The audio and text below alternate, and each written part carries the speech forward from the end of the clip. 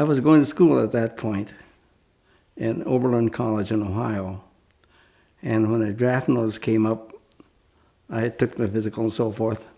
And I can remember going into the dean's office sometime during that early period and said I was going to be drafted.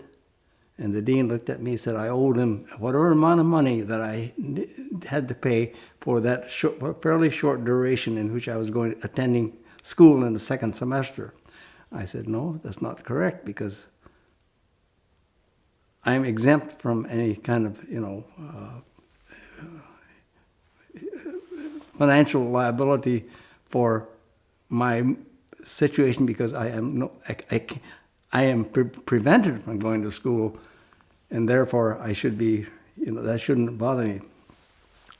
But in a kind of strange way, after the war, and I was going to school, one day I noticed I got a letter from the college saying that I didn't have to take the requisite foreign language that I was then studying Spanish, because they had given me credit for the weeks of training at the Military Intelligence Language School in Japanese, and they said, well, that will suffice in terms of the college's requirement, so I didn't have to take it second or third year Spanish, and got away with what was then my limited Japanese.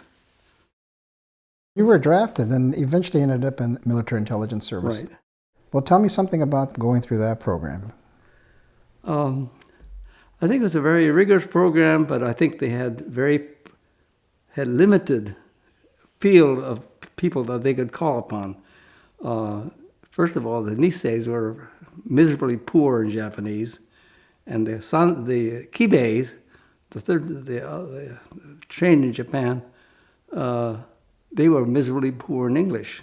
I had a teacher who could barely speak English, who knew Japanese, and I could barely speak Japanese, and here we're in this classroom. It was a rigorous program, but I think they should have had a better control of the material that they had. But at one point, I think Fort Snelling had 3,000 students in this program.